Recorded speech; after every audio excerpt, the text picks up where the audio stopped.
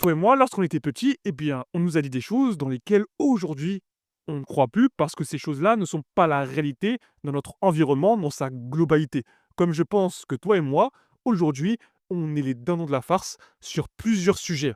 Covid, inflation, gilets jaunes, etc., etc., tutti quanti. Le sujet de cette vidéo, ce sera toutes les choses dans lesquelles je ne crois plus et je pense que ça va résonner avec toute mon audience. On est parti. Numéro 1. Je croyais que l'autorité était au-dessus de tout. Alors attention, quand je parle d'autorité, je ne parle pas de mes pères, je ne parle pas de mes parents. Vous savez très bien de qui je parle. Un exemple tout bête. Pendant la période du Covid, on nous a obligés à nous vacciner pour avoir ci ou pour avoir ça. Sauf qu'aujourd'hui, fin 2024, où est-ce qu'on en est? La réponse, c'est qu'aujourd'hui, peu importe que tu sois vacciné ou peu importe que tu ne le sois pas, tu peux faire exactement la même chose que les autres personnes. Donc, à une autre époque de notre vie, on était obligé de faire quelque chose pour avoir des choses. Par exemple, voyager, aller au restaurant, etc., etc. Aujourd'hui, ce n'est plus le cas. Qu'est-ce qu'on peut donc en déduire? On peut donc en déduire que moi, y compris parce que j'ai été vacciné, on est totalement con. Totalement con dans le sens où, pourquoi est-ce qu'on a suivi tout ça? C'est ça le problème, c'est qu'aujourd'hui, on s'est injecté des choses, on ne sait même pas ce que c'était. Et si on regarde d'un point de vue économique, vous regardez l'action de Johnson Johnson ou peu importe tous les vaccins, ces conneries du Covid, vous verrez que pendant la période du Covid, ça a explosé.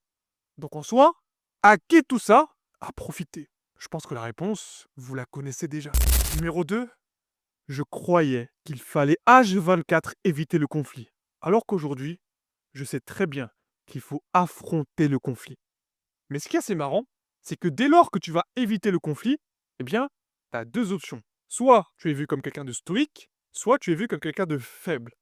Et tout ça va être évalué en fonction de ton physique, que tu sois un homme ou que tu sois une femme. Ce que je veux dire par là, que si tu es costaud et blablabla, que tu évites le conflit, on va dire, c'est bien, il a raison. Mais si tu es gringalet ou peu importe, on va dire, tu es faible parce que tu évites le conflit. C'est ça qui est assez marrant. Et ce que je veux dire par là, c'est qu'aujourd'hui, si tu m'écoutes, tu devrais toujours affronter le conflit. C'est-à-dire assumer tes responsabilités et toujours mettre le pied d'avant pour aller affronter ton conflit, tes responsabilités, toutes les erreurs que tu as faites. Ou toutes les choses bien que tu as faites. Et ce que je veux dire par là, et en faisant ça, tu vas prendre en maturité plus vite et tu vas surtout apprendre à te gérer toi et à gérer les autres lorsque tu es en conflit. Si aujourd'hui tu es dans le truc de management ou peu importe, tu vas très bien comprendre ce que je veux dire par là. Car oui, comprendre les autres, savoir se gérer soi dans les conflits, c'est l'une des meilleures choses que tu dois apprendre aujourd'hui dans ta propre réalité, dans ton propre environnement. Numéro 3, les femmes sont le démon. Je pense que vous êtes tous cliqués pour la miniature. Et encore une fois, je vais parler cash. Si tu penses, toi, qu'aujourd'hui, parce que oui, je parle à la majorité des hommes qui m'écoutent, que les femmes sont le problème, que les femmes sont le démon, c'est que tu n'as rien compris et que tu as juste été influencé par les discours sur les réseaux sociaux que tu regardes et que tu écoutes. Parce que oui, les femmes ne sont pas le problème. Alors oui, les femmes auront toujours un avantage sur le marché de la rencontre, c'est uniquement les règles du jeu.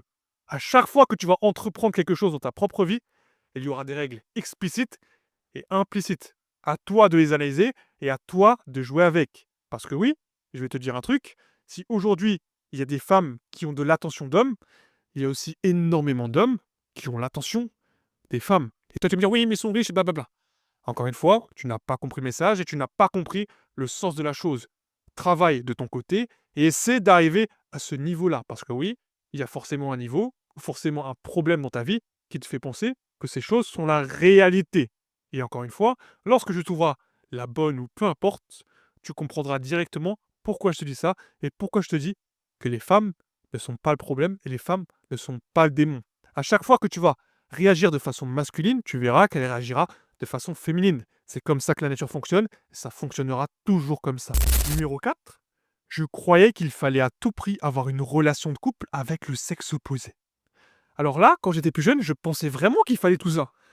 Au final, ça m'est arrivé, ça m'est tombé dessus, ça n'a rien changé à ma vie. Alors certes, j'avais un mini-moise à mes côtés, on passait du bon moment, on faisait des activités, etc., etc. On a duré longtemps ensemble, mais après, qu'est-ce qui se passe? Pas rien. Ça change rien à ta vie. Tu as toujours ton travail, tu as toujours tes études, tu as toujours tes ambitions, tu as toujours tout ça. Et le problème avec tout ça, les relations, ça peut être souvent un frein à tes ambitions. Alors attention, il y a des couples qui évoluent ensemble, et ça c'est très bien. Mais il y en a d'autres, si vous n'avez pas la même ambition, si vous n'avez pas les mêmes envies, crois-moi, ça va être un frein. Parce que oui, imagine, tu es dans le lit avec ta copine, tu regardes Netflix, tu dis, maintenant j'ai d'autres choses à foutre, qu'est-ce que je fous à regarder Netflix? Mon frérot, tu sais directement que cette relation-là, c'est un problème. Et c'est la même chose pour toi si tu es une fille et que tu m'écoutes. Tu sais très bien que les femmes peuvent être une distraction pour les hommes et que les hommes peuvent être une distraction pour les femmes. Ça, encore une fois, c'est une très grosse réalité. Je suis pas en train de te dire qu'avoir une relation, c'est mauvais. Je suis en train de te dire qu'il faut construire des barrières et mettre des limites dans une relation pour ensuite arriver à tout ce que tu vas voir. Parce que oui, avoir une relation, ça peut ne strictement rien changer à ta vie. Numéro 5.